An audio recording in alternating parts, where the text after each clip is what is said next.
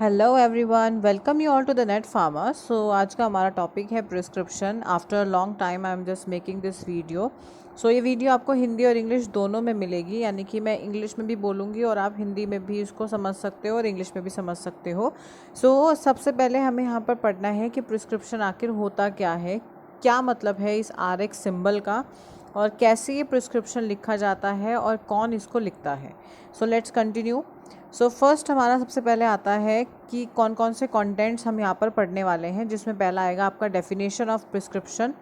Prescription के क्या क्या पार्ट्स होते हैं, कैसे आप प्रिस्क्रिप्शन को हैंडल करोगे, और क्या क्या एरर्स होते हैं प्रिस्क्रिप्शन में जो आप किसी भी डॉक्टर के द्वारा लिखा हुआ प्रिस्क्रिप्शन में देख सकते हो। So let's continue. फर्स्ट आता है आपका डेफिनेशन। सो प्रिस्क्रिप्शन की डेफिनेशन में आता है कि प्रिस्क्रिप्शन वर्ड डिराइव हुआ है फ्रॉम द लेटिन टर्म जिसका नाम है प्रिस्क्रिप्टस, और जो कि दो वर्ड से मिलकर बना है, दैट इज़ प्रे और स्क्राइब। सो प्रे का मीन्स होता है, ये प्रिफिक्स होती है, यानी कि ये किसी भी वर्ड से पहले आ रहा है, सो इसका मीनिंग होता है बिफोर। और स्क्राइब, स्क्रिबे या स्क्राइब का मीनिंग होता है टू राइट, यानी कि कोई भी आप दवाई लिखने से पहले, जो एक तरह से बोलते हैं ना कि किसी भी शुभ कार्य से पहले हम भगवान का नाम लेते हैं, तो उस तरह से वो वहाँ से वर्ड आया है, दैट इज़ द प्रेस्क्राइबे, यानी कि before to write. So prescription is an order written by a physician, dentist, or any other medicinal practitioner to the pharmacist to compound and dispense a specific medication for individual patient। यानी कि ये एक तरह का order होता है, जैसे कोई भी वकील ऑर्डर देता है कि मैंने ये अपना पर्टिकुलर लिख दिया है, ये मेरा ऑर्डर है, उसी तरह से यहाँ पर भी जो प्रिस्क्रिप्शन होती है वो एक मेडिसिनल प्रैक्टिशनर के द्वारा, किसी डेंटिस्ट के द्वारा या फिजिशियन के द्वारा, यानी डॉक्टर के द्वारा जब कोई भी एक ऑर्डर दिया जाता है रिटन फॉर्म में, किसको, एक पर्टिकुलर फार्मासिस्ट को, ताकि वो उस पर्टिकुलर लिखी हुई दवाई को बना सके या उसको एक पेशेंट को दे सके, उसको कंपाउंड कर सके, इंडिविजुअल पेशेंट को डिस्पेंस कर सके, उस पूरी फॉर्म, रिटन फॉर्म को हम बोलते हैं prescription. So prescription is accompanied by direction for pharmacist and for patients. So ये एक तरह का आपका जो हम लोग यहाँ पर बता रहे हैं उसमें बेसिकली आता है आपका कि ये प्रिस्क्रिप्शन जो होता है, it is accompanied by direction for pharmacist and for patient, यानी कि प्रिस्क्रिप्शन हम क्यों लिख रहे हैं, ताकि हम एक तरह से फार्मासिस्ट को बता सकें कि हम कौन सी दवाई देना चाह रहे हैं, और दूसरी चीज़ कि हम पेशेंट को बता सकें कि कौन सी हम दवाई देना चाह रहे हैं और वो किस मर्ज़ के लिए है और आपको कितनी लेनी है। So this is the basically definition of prescription as well as prescription का क्या मतलब है और कैसे क्यों हम उसको देते हैं। So next we will be talking about third कि types of prescriptions कौन कौन से होते हैं। See there are basically two types of prescriptions जो मैं यहाँ पे आपको बता रही हूँ। पहला होता है pre compounding prescription and second is the extemporaneous prescription. So pre compounding prescriptions क्या होते हैं, prescriptions which are for already prepared drugs. जैसे आप देखते हो कोई भी दवाई आप उसमें देख रहे हो पॉकेट्स में या पैकेट्स में आती है और एक बॉक्सेस में आती है, तो उसमें एक लीफलेट टाइप होता है, तो वो लीफलेट क्या बताती है कि उस दवाई के अंदर क्या क्या है, प्लस वो किस मर्ज के लिए यूज़ हो रही है, या इफ़ इन केस अगर मर्ज भी नहीं बता रही है, सॉल्ट बता रही है वो। दूसरी चीज़ उसके डायरेक्शंस लिखे होते हैं कि वो आप कैसे यूज़ कर सकते हो, उसको कितने ग्राम आप उसको लोगे। सो that is the basically pre compounding prescription, जो कि ऑलरेडी जो दवाई बन चुकी है, जो मार्केट में आ चुकी है, उस दवाई के लिए जब हम कोई भी एक प्रिस्क्रिप्शन यूज़ कर रहे हैं उसकी पैक्ड बॉटल के अंदर या उसकी लीफलेट के फॉर्म में, तो उसको हम बोलेंगे प्री कंपाउंडिंग प्रिस्क्रिप्शन। नेक्स्टली जो एक्सटेम्पोरेनियस प्रिस्क्रिप्शंस यहाँ पर होते हैं, दैट इज़ जैसे हम बोलते हैं एक्सटेम्पोरेनियस प्रिस्क्रिप्शंस, हम यहाँ पर नाम ले रहे हैं। So that is the pharmacist prepare the medication according to the drugs and dosages directed by the physician, यानी कि ऐसी पर्टिकुलर प्रिस्क्रिप्शन जो उसको दी जाती है एज अ ऑर्डर्ड फॉर्म में, ताकि वो उस पर्टिकुलर डॉक्टर ने जो बताया है, यानी कि जिस फिजिशियन ने भी उसको डायरेक्ट किया है कि आप उस तरह की मेडिकेशन बनाओ, उस तरह की डोज या ड्रग को प्रिपेयर करो जो पर्टिकुलरली उस पेशेंट के मतलब की है, तो उस पर्टिकुलर फॉर्म ऑफ प्रिस्क्रिप्शन को हम बोलते हैं एक्सटेम्पोरेनियस प्रिस्क्रिप्शंस, यानी कि ऑन द स्पॉट जो हम प्रिस्क्रिप्शंस बनाते हैं जब हम किसी भी पेशेंट को दवाई दे रहे हो। सपोज आप देखते हो कि आज के ज़माने में नाउ डेज इन प्रैक्टिस ये वाला जो आज के ज़माने में जो है ये वाला फॉर्मेशन नहीं होती है, ये वाला प्रिस्क्रिप्शन नहीं करा जाता है। बट इन प्रीवियस जब हम देखते थे तो उसमें क्या होता था कि ये वाले ही प्रिस्क्रिप्शंस होते थे, यानी कि आप डॉक्टर के पास गए और वो एक पर्टिकुलर मोटर पिस्टल में फार्मासिस्ट उस दवाई को कूट कर आपको बनाकर देता था जैसे कि उसे डॉक्टर ने बताया होता था, तो उसको हम बोलते थे एक्सटेम्पोरेनियस प्रिस्क्रिप्शंस। सो नेक्स्ट अब हम बात करेंगे अबाउट पार्ट्स ऑफ प्रिस्क्रिप्शन, यानी कि कौन कौन से पार्ट्स होते हैं प्रिस्क्रिप्शन के। इसमें बेसिकली क्या क्या आता है कि पार्ट्स ऑफ प्रिस्क्रिप्शन में आप पढ़ने वाले हो डेट, यानी कि किस दिन वो प्रिस्क्रिप्शन लिखा गया, सुपरस्क्रिप्शन, नेम, पेशेंट का नेम, एज, उसका सेक्स मतलब वो फीमेल है मेल है और अदर है, एड्रेस उसका लिखा जाता है, सब्सक्रिप्शन, इंस्क्रिप्शन, सिग्नेचर और प्रिस्क्राइबर। सो प्रिस्क्राइबर के लिए हम लोग 3 इसमें लिखा जाता है प्रिस्क्राइबर, यानी कि जो उसको लिख रहा है उसके सिग्नेचर, उसका एड्रेस और उसका रजिस्ट्रेशन नंबर या लाइसेंस नंबर। सो ये कुछ पार्ट्स होते हैं प्रिस्क्रिप्शन के जिसको अभी हम फर्दर आगे पढ़ेंगे। So let's continue. So parts of prescription में आ जाते हैं कि मेनली क्या क्या होता है इसमें। हेडिंग आती है, बॉडी और क्लोजिंग। जैसे हम लोग ऐसे लिखा करते थे उसमें भी सेम था कि एक पर्टिकुलर हेडिंग होती थी, एक बॉडी होती थी मेन पार्ट, और उसके बाद क्लोजिंग होती थी। ऐसे ही यहाँ पर हेडिंग होगी, उसके अंदर डेट होगा, आपका पर्सनल डाटा होगा पेशेंट का, जैसे कि एज हो गया, जेंडर हो गया, ये सब कुछ। फिर बॉडी में आ गया आपका सुपरस्क्रिप्शन, इंस्क्रिप्शन और सब्सक्रिप्शन, जो कि अभी हम आगे पढ़ेंगे। क्लोजिंग वाले में जो भी फिजिशियन है उसके सिग्नेचर प्लस पेशेंट के सिग्नेचर। ये मेनली पार्ट्स होते हैं प्रिस्क्रिप्शन के, जिसमें 3 मेन पार्ट्स होते हैं, हेडिंग, बॉडी और क्लोजिंग। Let's continue. मेनली क्या है कि अब हम आते हैं अपनी हेडिंग पे, जिसमें आती है date.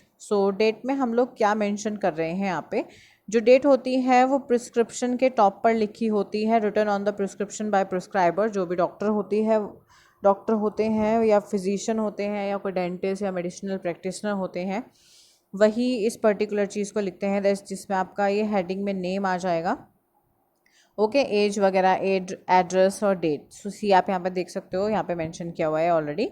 To know when the medicines were last dispense. See इसका मेन पार्ट आप लोग डेट जो बोलते हैं कि हम लोग क्यों लिख रहे हैं, इसका मतलब ये नहीं है कि आपने किस दिन वो दवाई ली थी या किस दिन आप डॉक्टर के पास गए थे। इसका मतलब है कि अगर आप उसके पास दोबारा जा रहे हो तो उसके पास एक आइडिया रहता है कि ये 7 दिन पहले या 15 दिन पहले इसने ये दवाई खाई थी, उसको ये चीज़ ठीक हुई, ये चीज़ ख़राब हुई। उसके पास एक रिकॉर्ड रहता है कि लास्ट टाइम मैंने उसको कब डिस्पेंस किया था और अब मैं उसको कब डिस्पेंस कर रहा हूँ, या फिर मैंने उसे किस डेट में कोई दवाई डिस्पेंस की। ये स्टॉक के लिए भी इम्पॉर्टेंट है और उसके डिसीज़ मैनेजमेंट के लिए भी इम्पॉर्टेंट है। To prevent the misuse of the drug by the patient, ताकि उस पर्टिकुलर, सपोज़ अगर उसको 15 दिन के लिए खानी थी या 4 दिन के लिए खानी थी, तो वो 5वें दिन उस चीज़ को ना खाए, वो उसको कैलकुलेट कर सकता है, उसका मिसयूज़ ना कर पाए वो, तो उस केस में ये प्रिस्क्रिप्शन पर डेट लिखी जाती है। Nextly the prescription which prescribe narcotic or other habit forming drugs must bear the date so as to avoid the misuse of prescription if it is presented by the patient a number of times for dispensing। यानी कि कुल मिलाकर एक prescription पर date इसलिए भी लिखी जाती है कि अगर किसी भी पर्टिकुलर पेशेंट को कोई नार्कोटिक या हैबिचुअल ड्रग हम लोग दे रहे हैं, सपोज़ अगर उसको 4 दिन की दवाई हम लोगों ने प्रिस्क्राइब की है, तो अगर वो 5वें दिन या 6ठे दिन उसको आकर मांगता है तो उसको प्रिस्क्राइब नहीं की जाएगी, क्योंकि उस पर मैंशन है कि it is for the 4 days।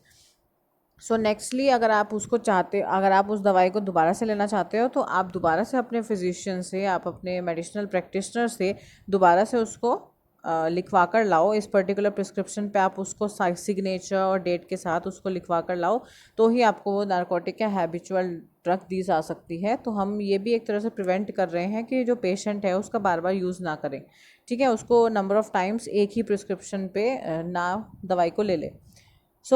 Let's continue. Now second part, जिसमें आपका एज आ जाती है, नेम आ जाता है, सेक्स आ जाता है और एड्रेस आ जाता है किसी भी पेशेंट का। सो उसमें क्या है कि हम लोग यहाँ पर मेनली जो ये आइडेंटिफाई कर रहे हैं वो क्यों कर रहे हैं, क्योंकि अगर आपको नेम नहीं पता होगा पेशेंट का, सो एक डॉक्टर के पास कितने नंबर ऑफ़ पेशेंट्स आते हैं, वो कौन कौन सी दवाई लेकर जाते हैं, वो तो बेवकूफ़ बन जाएगा अच्छा खासा भाई, है ना, एक दिन के अंदर। सो उस केस में भी जस्ट फॉर आप लोगों का मूड ठीक करने के लिए मैं थोड़ा सा एक बोल रही हूँ, अदरवाइज़ नहीं। सो नेम हम लोग मेनली यहाँ पर क्यों लिख रहे हैं, ताकि उस पर्टिकुलर पर्सन जो भी वो पेशेंट है वो यहाँ से कौन सी दवाई लेकर गया है उसका एक स्टॉक भी मेंटेन रहे, और हमें पता रहे कि हाँ ये पर्टिकुलर जो है पर्सन, इसको ये डिसीज़ था और मैंने ये दवाई उसको प्रिस्क्राइब की थी। So it helps to identify the prescription specially in case of children.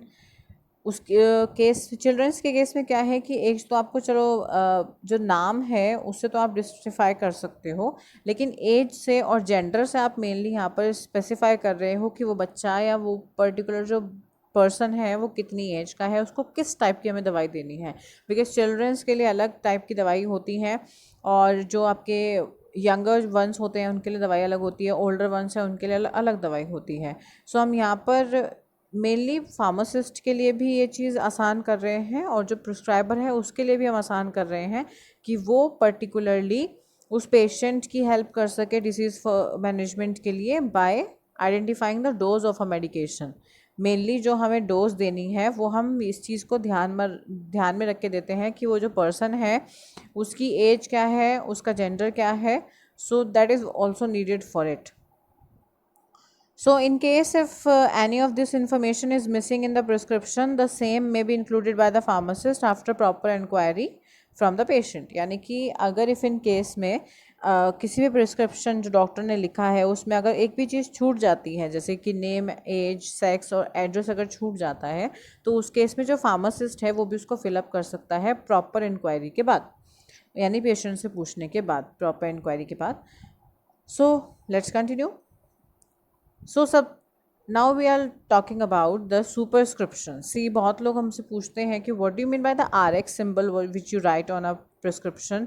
सो यहाँ पर आर एक्स सिम्बल जो है वो रिप्रेजेंट कर रहा है, सी एक लेटिन वर्ड है, ये Latin word recipe meaning take दो और यू टेक, यानी कि एक पर्टिकुलर लेटिन वर्ड से आया है आर एक्स सिम्बल, एब्रीविएशन है ये, जिसका मतलब होता है लेट दो और यू कैन और you take.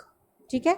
In older days the symbol was consider to be originated from the sign of Jupiter god of healing, यानी कि जो गॉड जो हील करने वाले देवता होते थे, जो भगवान होते थे जुपिटर, उनके नाम पर ये पर्टिकुलर सिंबल ओरिजिनेट हुआ था। एक बोलते हैं ना कि भगवान के नाम पर, इफ़ इन द केस मतलब कि अगर हमसे कोई प्रिस्क्रिप्शन लिखने में गलती हो जाती है, कोई ड्रग किसी को अफेक्ट ज़्यादा नहीं कर पाती या गलत इफेक्ट कर देती है, तो एक भगवान भरोसे, so it is a kind of a symbol written as in the name of a Jupiter. So the symbol was employed by the ancient in requesting God for the quick recovery of the patient।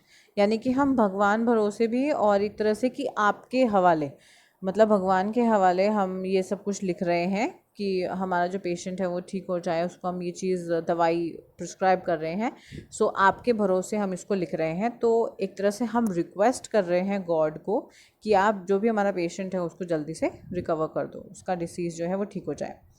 Okay, so continue. Now the inscription क्या होता है। सो inscription एक तरह की line होती है immediately below the superscription, यानी कि आर एक्स सिम्बल के बाद जो आपको लाइन दिखाई देगी that is the inscription. So immediately below the inscription होता है contains the name, exact formulation and unit dose of the drug to be dispensed, यानी कि कितनी दवाई आपको देनी है, दवाई का क्या नाम है, क्या फॉर्मुलेशन, जैसे कि अगर मैं कह दूँ पैरासीटामॉल 500 mg या 300 mg, तो 5 जो पैरासीटामॉल है वो हो गई आपकी एग्जैक्ट पर्टिकुलर आपकी ड्रग, ठीक है, डोज, और उसकी हम डोज जो बता रहे हैं वो है आपकी 500 mg या 300 mg, ठीक है। और फॉर्मुलेशन अगर मैंने लिख दिया पैरासीटामॉल सस्पेंशन 500 ml, या मैंने लिख दिया सस्पेंशन 500 ग्राम और समथिंग, सो उसमें हमारा जो 500 ग्राम हो गया वो डोज हो गई, पैरासीटामॉल सस्पेंशन जो है वो आपकी फॉर्मुलेशन हो गई, ठीक है। So this is the main thing of the inscription, यानी सुपरस्क्रिप्शन में आप आर एक्स सिम्बल लिख रहे हो, उससे पहले आपने नेम वगैरह लिखा था, उससे पहले आपने हेडिंग में डेट लिखा था। सो ये एक फॉर्मेट चल रहा है, इसमें कुछ भी चीज़ गड़बड़ नहीं होनी चाहिए। सुपरस्क्रिप्शन के बाद ही इंस्क्रिप्शन आएगा, इसका भी आपको ध्यान रखना है। सुपरस्क्रिप्शन के बाद ही इंस्क्रिप्शन आएगा और फिर सब्सक्रिप्शन आएगा, SIS, ये आप याद रख सकते हो। यानी कि अब इसमें आगे लिखा हुआ है, nowadays the majority of the drugs are prescribe which are already in a suitable formulation. यानी कि जो भी फॉर्मुलेशंस आजकल दी जाती हैं उसमें ऐसा कुछ नहीं है कि आप सस्पेंशन बना रहे हो या उसको आप मोटर पिस्टल में कूट रहे हो। अब ऐसा नहीं होता है। तो पहले क्या होता था कि आप उसको अगर सस्पेंशन बनाना है तो वो टैबलेट उसमें पूरा लिख कर देते थे कि इतनी टैबलेट प्लस इतना ml of water and something and ट्राइचुरेटेड something. अब ऐसा नहीं होता है। अब डायरेक्टली आप वहाँ पर फॉर्मुलेशन लिख देते हो, this tablet 1 to 2 times a day और something. Pharmacist is required to dispense the ready-made form of drugs. Compounding of prescription is also almost eliminated. यानी कि अब क्या है कि जो भी फार्मासिस्ट होते हैं वो रेडीमेड जो आपकी ड्रग्स ऑलरेडी प्रिपेयर्ड हैं वो फॉर्म्स ऑफ ड्रग उनको दे देते हैं। और जो कंपाउंडिंग पार्ट होता था, कंपाउंडिंग मतलब जो वो बनाकर देते थे दवाइयाँ, अब वो नहीं होती है। It's all eliminated. Let's continue. Subscription. Now the main part which is the subscription. इसके अंदर आपका क्या आता है? Let us talk about. This part contains the prescriber's direction to the pharmacist. यानी कि जो हम लिखा हुआ आता है ना वहाँ पे 0 0 0 0 ये वाला जो पोर्शन आती है, ये आती है आपकी सब्सक्रिप्शन में। यानी कि 3 times a day, 2 times a day, तो ये सब जो चीज़ें लिखी हुई होती हैं दैट कम्स अंडर सब्सक्रिप्शन। यानी कि ये ऐसा पार्ट है जिसके अंदर जो आपका प्रिस्क्राइबर है, जो आपका मेडिसिनल प्रैक्टिशनर है, वो फार्मासिस्ट को डायरेक्शंस दे रहा है। या फिर ये समझ लीजिए कि हाँ, it is a kind of a formulation. ठीक है, वो जो 0 वाला पार्ट है वो अभी आगे आएगा। ये वाला जो पार्ट है इसमें बेसिकली होता है कि आपका, जैसे अगर सपोज मैं डॉक्टर हूँ और मुझे फार्मासिस्ट को बताना है कि आपको सस्पेंशन बनाना है, तो मैं क्या बताऊँगी कि पैरासीटामॉल टैबलेट मैंने यहाँ पे लिख दिया, प्लस आप उसके अंदर वाटर लिख दो कि 10 ml, प्लस मैंने उसके बाद उसको ट्राइचुरेट लिख दिया। ये जो मैं जो भी चीज़ें लिख रही हूँ that is the mainly subscription. यानी कि मैं फार्मासिस्ट को बता रही हूँ कि तुझे इन सबको मिलाकर एक दवाई बनानी है, एक फॉर्मुलेशन बनानी है। वो इसके अंदर आएगी। ओके, इसमें type of dosage form to be prepared, जिसके अंदर टैबलेट, कैप्सूल, इमल्शन वगैरह वगैरह सब कुछ लिखा होता है। Number of doses to be dispense, यानी कि सपोज अगर मुझे ये कहना है कि मुझे 20 ml उसको बनाकर देनी है, ठीक है, या फिर मुझे उसे 4 दिन के लिए देनी है, 6 दिन के लिए देनी है, तो उसके हिसाब से मैं नंबर ऑफ डोज जो है फार्मासिस्ट वो कैलकुलेट कर लेगा। सिग्नेचरा जो मेनली मैंने बताया था कि पेशेंट के सिग्नेचर या सब्सक्रिप्शन या सब्सक्राइबर जो प्रिस्क्राइबर है उसके सिग्नेचर होंगे, वो इस पार्ट में आते हैं। जो सिग्नेचर होता है उसके अंदर सिग्नेचर होते हैं, प्रिस्क्रिप्शन पे सिग्नेचर होते हैं written as sign, SIG, sign of the prescription on the prescription. It consists of the direction to be given to the patient regarding the administration of the drug.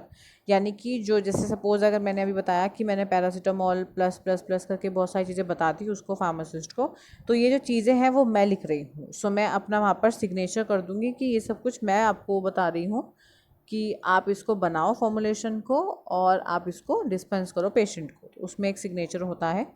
Usually the quantity of medication और number और dosage you need to be given, how many times in a day और at what time it should be taken. सिग्नेचरा के अंदर subscription के साथ ही सिग्नेचरा जुड़ा हुआ है। आपने जैसे मैंने बताया था सुपरस्क्रिप्शन, इंस्क्रिप्शन, सब्सक्रिप्शन और फिर उसके बाद आप सिग्नेचरा, तो SISS, ये जो हम लोग ऐसे याद कर लेते थे पहले अपने कॉलेज टाइमिंग में, आप याद कर सकते हो उसको। उसमें जो सिग्नेचरा पार्ट है, एक तो उसमें सिग्नेचर हो गए उस पर्टिकुलर प्रिस्क्राइबर के कि मैंने ये दवाई ऐसे इस फॉर्मुलेशन में बनानी है, मैं तुम्हें बता रहा हूँ। उसके बाद कि कितनी क्वांटिटी में बनानी है मेडिकेशन, कितना नंबर ऑफ़ डोसेज देनी है यूनिट उसका, और कितने टाइम्स में देनी है, यानी कि कितने टाइम्स लेनी है एक पर्टिकुलर डे के अंदर। सपोज़ मुझे 2 टाइम लेनी है तो मैं ऐसे मेंशन कर सकती हूँ, कुछ लोग ऐसे भी मेंशन कर देते हैं, कुछ लोग इस तरह से मेंशन कर देते हैं। पेशेंट्स को कैसे बताना है by the help of symbols और सिग्नेचर्स एंड समथिंग, वो सब कुछ आएगा सिग्नेचर में। Instructions must be written on the label of the container. जो जितने भी इंस्ट्रक्शंस होंगे, जैसे कि आपको ये पर्टिकुलर वो twice a day, thrice a day, ये चीज़ जो भी मैंशनड होगी वो आपकी लेबल पे मैंशनड होगी। Okay, let's continue. Renewal instructions, यानी कि एक जिसको हम प्रिस्क्रिप्शन को पुराने ज़माने में क्या बोलते थे, पर्चा। यानी कि जो पर्चा है, जो ये प्रिस्क्रिप्शन है, वो कितने टाइम में आपको फिर से रिन्यू करवाना है। जैसे कि आजकल क्या हो रहा है कि 15 दिन के अंदर आपका जो ये वाला प्रिस्क्रिप्शन है वो बेकार हो जाएगा, अब आपको नया पर्चा बनवाना पड़ेगा 15 दिन बाद। तो वो जो 15 दिन का टाइम है वो आपका अभी चल रहा है। सो 15 दिन के बाद 16वें दिन 16th डे आपको उसको रिन्यू करवाना पड़ेगा। यानी कि या तो उस पर्चे को आपको उसी पे आपको नई पर्टिकुलर उसका सिग्नेचर्स और उसमें नई दवाइयाँ लिखवानी पड़ेंगी या आपको नया पर्चा बनवाना पड़ेगा। सो that is the renewal instructions. So the prescriber indicates on every prescription order whether it may be renewed and if so how many times. यानी कि बेसिकली जो आपको प्रिस्क्रिप्शन दे रहा है, अगर वो 4 दिन का या 5 दिन का है तो उसके बाद वो 5वें दिन जाकर रिन्यू होगा, या उसको रिन्यू आप करवा सकते हो या रिन्यू नहीं करवा सकते। तो वो चीज़ जो भी आपकी इंस्ट्रक्शंस होंगी उस प्रिस्क्रिप्शन से रिलेटेड, वो सब कुछ आ जाएंगे आपकी रिन्यूअल इंस्ट्रक्शंस के अंदर। So it is very important, particularly in the prescription containing the narcotic and habit forming drugs to prevent its misuse। जैसे मैंने पहले भी बताया कि अगर कोई भी ऐसी ड्रग्स हैं जो नार्कोटिक है या हैबिट फॉर्मिंग ड्रग्स हैं, तो उस केस में ये रिन्यूअल इंस्ट्रक्शंस बहुत ज़्यादा इंपॉर्टेंट हो जाते हैं। क्यों? क्योंकि उसमें वो मेंशन करे रखते हैं कि 4 दिन तक ये प्रिस्क्रिप्शन चलेगा, 5वें दिन उसको दोबारा से ये वाला रिन्यूअल इंस्ट्रक्शन फॉलो करना पड़ेगा। यानी कि उसको 5वें दिन नया पर्चा बनवाना पड़ेगा या अपनी दवाई दोबारा से लिखवानी पड़ेगी, तभी जाकर वो स्टोर से अपनी दवाई ले सकता है, अदरवाइज़ नहीं। क्यों? क्योंकि वो एक हैबिट फॉर्मिंग दवाई है। तो अगर वो खुद से ही उस पर्चे को बार बार दिखाकर अगर वो दवाई लेता रहा तो उसको एक हैबिट फॉर्मिंग हो जाएगी, may be it can cause a major disorder. Now the last one जो है वो है signature, address and registration number of the prescriber. क्योंकि उसमें पता होना चाहिए कि किस पर्टिकुलर डॉक्टर से आपने लिखवाया था, वो पर्टिकुलर डॉक्टर कैसा है। भाई देखो, उसके नाम से और उसके लाइसेंस नंबर से पता चलेगा कि कैसा डॉक्टर है। सपोज़ अगर तुमने किसी से भी एक प्लेन पेपर पे लिखवा कर आ गए तो उसमें कैसे पता चलेगा कि किसने कैसी दवाई दी थी और कैसे उसके गड़बड़, अगर वो गड़बड़ निकली तो आप कैसे पता करोगे उसको, राइट? तो उस केस में उस पर्टिकुलर प्रिस्क्राइबर के भी सिग्नेचर होने चाहिए, उसका एड्रेस यानी क्लिनिक का एड्रेस हमारे पास होना चाहिए, उसका रजिस्ट्रेशन नंबर हमारे पास होना चाहिए, right? So information about physician is essential so that the doctor could be contacted in emergency. एक तो पहली चीज़ हमेशा पॉजिटिव सोचना चाहिए, राइट? सो हाँ, पॉजिटिव में एक मेन चीज़ ये है कि अगर इमरजेंसी के केस में हमें उस डॉक्टर की मदद पड़ी तो उस केस में हमें उसका एड्रेस पता होना चाहिए, कॉन्टैक्ट नंबर पता होना चाहिए। So which is very essential for the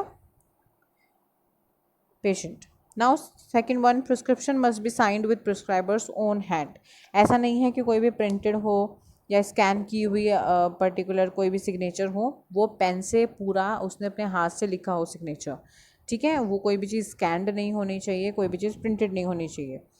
next है address, registration number should be return in case of narcotic और any other habit forming drugs to prevent this misuse. यानी कि जो भी आपका क्लिनिक का एड्रेस है और रजिस्ट्रेशन नंबर है वो उस केस में लिखा होना चाहिए जब आप कोई भी नारकोटिक ड्रग दे रहे हो या हैबिट फॉर्मिंग ड्रग दे रहे हो, ताकि उसका मिसयूज़ ना हो सके। Let's continue. ये एक एग्जाम्पल मैंने यहाँ पर प्लॉट किया हुआ है कि किस टाइप का प्रिस्क्रिप्शन होता है, और आप इसमें सारी चीज़ देख सकते हो कि it is the prescriber information. यानी कि ये पर्टिकुलरली ऊपर इन्होंने लिखा हुआ है जिसमें उसके क्लिनिक का नाम और स्ट्रीट वगैरह इसका सब कुछ लिखा हुआ है, एड्रेस।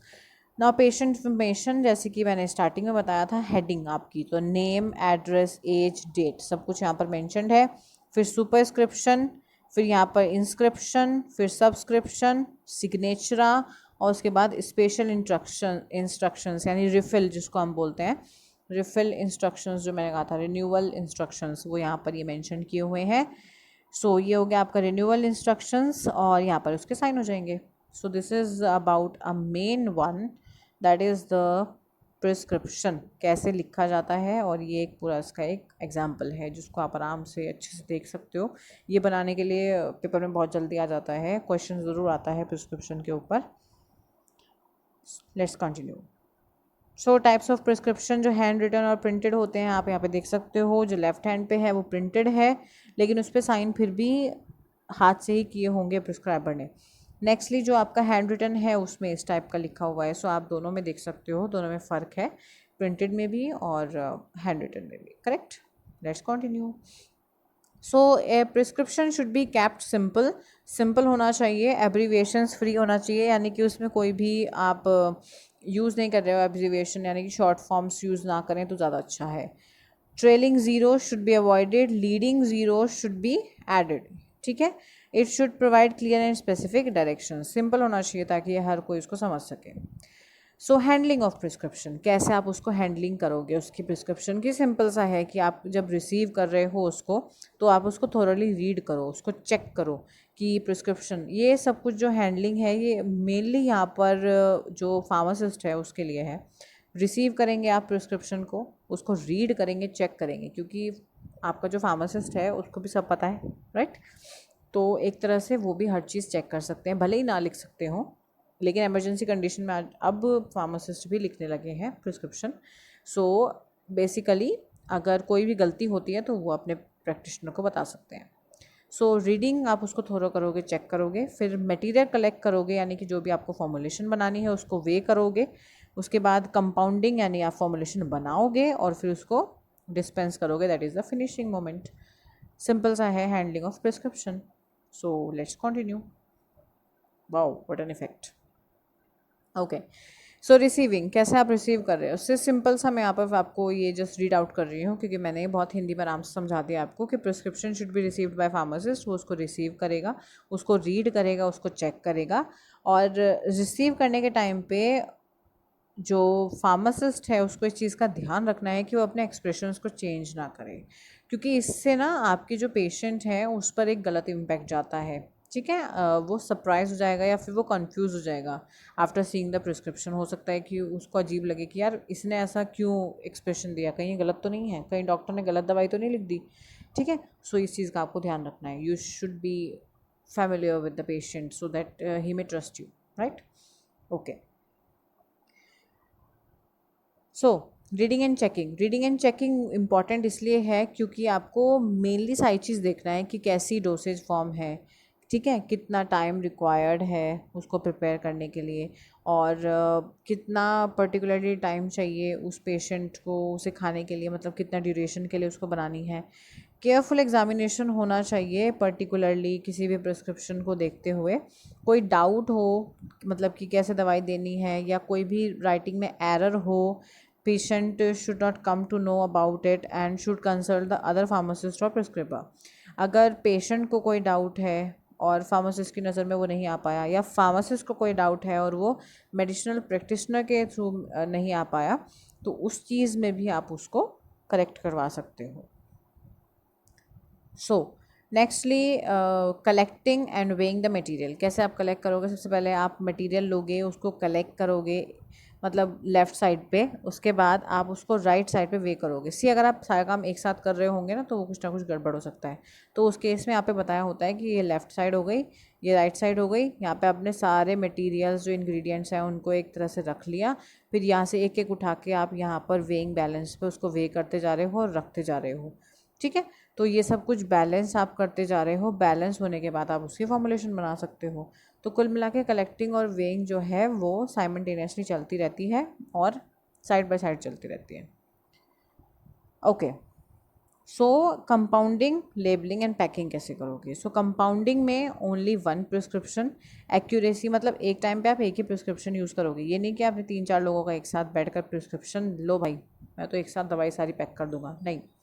सो कंपाउंडिंग आप एक टाइम पे एक ही प्रिस्क्रिप्शन की करोगे, एक्यूरेसी का, क्लीनलीनेस का और प्रॉपर टेक्निक का आप ध्यान रखोगे, यानी एक्यूरेट आपको बनानी है फॉर्मुलेशन, क्लीन बनानी है, कोई उसमें गंदगी ना आ जाए, और प्रॉपर टेक्निक के थ्रू बनानी है। पैकेजिंग, सुटेबल कंटेनर्स में आप पैक करोगे, कितनी क्वांटिटी चाहिए उसके हिसाब से आप पैक करोगे, ग्लास, प्लास्टिक या मेटल कंटेनर्स आप यूज़ कर सकते हो। लेबलिंग के लिए आपको कैसा साइज़ लेना है लेबल का, गुड क्वालिटी का पेपर या एडेसिव पर्टिकुलरली यूज़ करोगे। इन्फॉर्मेशन और स्पेशल डायरेक्शंस आप उसमें दे सकते हो, जैसे कि हम वार्निंग के लिए बोलते हैं ना, keep away from the reach of children और कीप अवे फ्रॉम सनलाइट, सो ये कुछ वार्निंग्स हैं जो आप दे सकते हो उसमें। सो द 5 राइट्स जो यहाँ पर लिखे हुए हैं, that is drug, is this the right drug, dose, is this the right dose, route is this the right route, time is this right time, और patient is this right patient. यानी कि कौन सी आप ड्रग दे रहे हो, क्या वो सही ड्रग है, क्या उस ड्रग की सही डोज है, क्या उस ड्रग को देने का तरीका सही है, क्या उसको देने का टाइम सही है। यानी कि सुबह शाम अगर नहीं देना मतलब लिखा हुआ है उसने मेडिसिनल प्रैक्टिशनर की सुबह शाम देनी है, भाई सुबह खाएगा तो उसको तो अल्सर हो जाएगा, उसको दोपहर खाना चाहिए, तो वो चीज़ आप करेक्ट कर सकते हो। पेशेंट, क्या यही वो पेशेंट है जिसके लिए मैं वो दवाई बना रहा हूँ। सो ये कुछ 5 राइट्स हैं जो आपको अपने दिमाग में बिठा कर रखने हैं for the pharmacist. Nextly, so instructions for the patient and incompatibilities. So instructions patients के लिए यही है कि जो भी आपको प्रिस्क्रिप्शन दिया जा रहा है वो इनकम्प्लीट नहीं होना चाहिए, ठीक है। क्वांटिटी ऑफ ड्रग जो उसको दी जा रही है, फ्रीक्वेंट और टाइमिंग ऑफ एडमिनिस्ट्रेशन या रूट ऑफ एडमिनिस्ट्रेशन जो दी जा रही है वो अच्छे से समझे उसको, और उसमें कोई भी उसको कन्फ्यूजन ना रहे, उसको अवॉइड करे, उसको अच्छे से फार्मासिस्ट से पूछ कर ही जाए, घर जाकर ये ना करे कि भाई तू मेरे को बता दे अब फ़ोन पे, ठीक है। इनकम्पैटिबिलिटीज़ यानी कि अगर कोई उसको पहले से कोई डिसीज़ है या फिर उसको एक दवाई के साथ दूसरे दवाई के साथ कोई इनकम्पैटिबिलिटीज़ हैं जो उसको पहले से पता है, या कोई भी ऐसी दवाइयाँ हैं जो फार्मासिस्ट को पता है कि 2 दवाई एक साथ मिलकर कोई ना कोई इनकम्पैटिबल फॉर्मुलेशन बनाएंगी, तो उस केस में वो आप चेंज कर सकते हो, या आप अपने पर्टिकुलर किसी भी मेडिसिनल प्रैक्टिशनर से जिसने भी दवाई लिखी है उससे आप बात कर सकते हो। So thank you so much for watching this video. I hope you like this video. Please इसको like कीजिएगा, comment कीजिएगा और share कीजिएगा। And for more videos kindly please comment कि कैसी आपको लग रही है मेरी वीडियोज़, और आप किस टॉपिक पर वीडियोज़ चाहते हैं। I will try to make those videos for sure. Please आप लाइक कीजिएगा, कमेंट कीजिएगा एंड शेयर कीजिएगा नेट फार्मा को। Thank you so much for watching this video. Thank you.